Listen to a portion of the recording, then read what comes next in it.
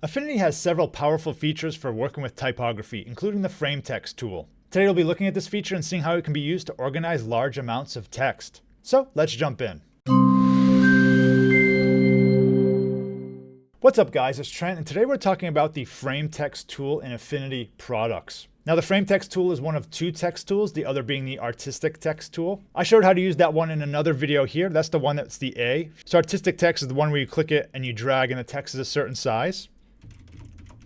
It's very good for short amounts of words. I have another video on how to use artistic text, so be sure to check that one out. But today we're using the frame text tool, and this is really for working with multiple sentences or even paragraphs of text. Now the frame text tool is available in all the Affinity products. That includes Affinity Designer, Publisher, and Photo. However, Affinity Publisher actually has the most advanced options for it. Now I want to keep this video general, so what I'm going to do is I'm going to start with Affinity Designer and show you the basic functionality that works across all the programs. And then I'll show you a couple specific features in Affinity Publisher that are pretty cool.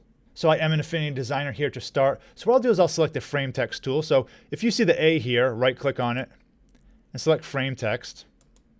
And now what happens is I can click and drag an area. And I get this box here. Now what I'm going to do is I prepared some text ahead of time. I'm going to copy and paste from Wikipedia. And I can go into my frame text object here, and I can just Control V and paste my text. Now there's a couple things here that are different from the artistic text tool that might be a little tricky at first.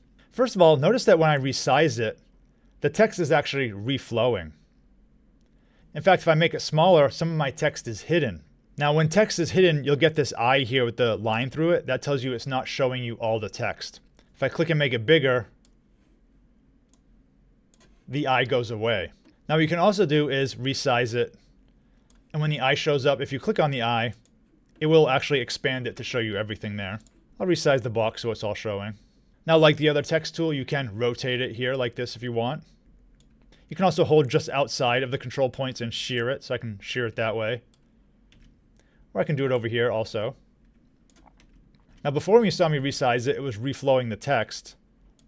If I undo this, this bottom right control here is actually special. This will resize your text as you resize the box. So I'll click on this and drag. And you can see it is keeping everything inside the box there. So that's just a special feature of that outside bottom right edge, but all the other corners are going to reflow. Now regarding the text inside here, you have all the usual options of a text editor. For example, if I wanted to make moon bold, I could click bold up here. I could underline if I wanted to. You could change the font of individual words here. So if I had earth, maybe I could make that something else. I could make it really big. I could also change the color. It's an extreme example, but it shows you what's possible. Most of the options are pretty common to all word processing programs. The most advanced text options are again under window text here. So you have a character, the glyph browser, paragraph options. So for example, if I go to character, if I zoom in, if I want to alter a specific word, if I want to change the tracking, which is the spacing between all the letters, I can do that. I can change kerning, which is space between two letters. So that's this top one here. I have the cursor between the M and the O, so I could change this if I wanted to. But these are going to be all your standard text options here. Now if you want, you can also add a gradient to your entire text here. So with it selected, I'll click my gradient tool here. And I'll just click and drag. Maybe I'll change the top to red, bottom to blue, just to show a difference. So it's a possibility if that's something you want to do, perhaps in a pamphlet or something to get some more cool effects. Now if you don't have text to work with immediately and you just want something temporary to fill out, one thing you can do is you can actually create a text box. And you can right click and you can say insert filler text.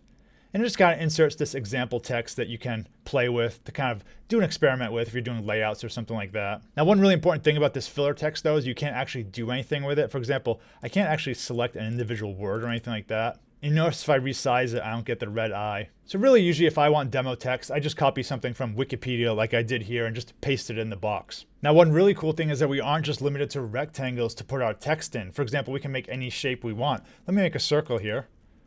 I'll drag it. And then from the layer menu, I can say convert to text frame. And I'll select my text from Wikipedia here again. I'll cut and paste. Control V. And I can see my text is in the circle. So I can resize it. And it's in a nice circle space there. I could also create random shapes if I wanted to. So I could create something like this. I could say layer, convert to text frame again, paste it in. It doesn't look as nice as the circle, but it shows you the possibilities there. Now you may want to take a piece out of a rectangle, so let me copy my image here. I'll bring it to the front. And with both these objects selected, what I'll do is I'll do a Boolean subtract here. So now I have this piece cut out of my rectangle. Let me select it. I'll make it a text frame. And then I'll paste my text in here. So now I have this shape here. I can take my image. Maybe I want to put it inside like that. And what we can do with your shape is with the node tool selected, I can still drag it and change the proportions. So maybe I want it to be that way. Or I want to bring it in some more. I could even do something crazy, like drag the points this way. Maybe I want this kind of shape for some reason. Of course, you want to make sure it's readable, but you can do very interesting things here. Okay, now let's look at a couple features that are unique to Affinity Publisher. These won't work in Affinity Designer, but I've opened Affinity Publisher here, and these are specific to that program. Now, one thing we can do is have text flow between different boxes. So let me select my frame text here. I'll click and drag. Now I have my moon text selected here. I selected a lot of it. Let me paste it in there. Now we see the red eye, which we saw in Affinity Designer, but we see something else here, which is this red triangle. And what I can do is I can click on this, and now you see I get the option to place another text box. So let me put it here. And you can see it's linking to that first one.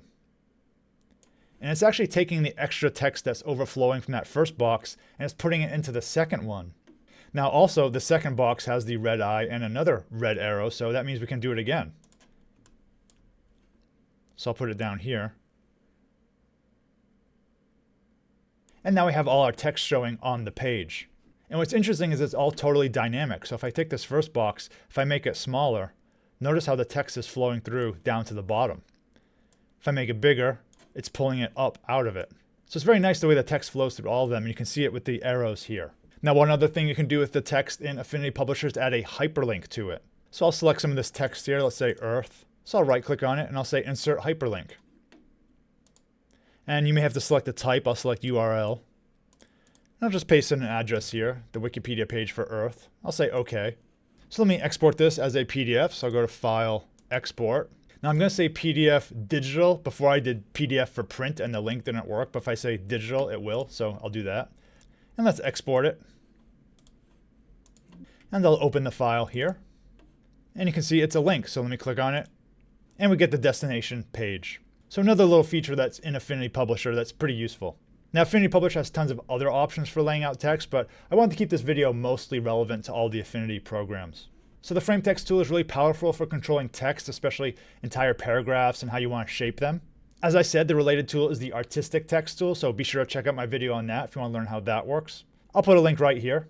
As always, thanks for watching and see you in the next video.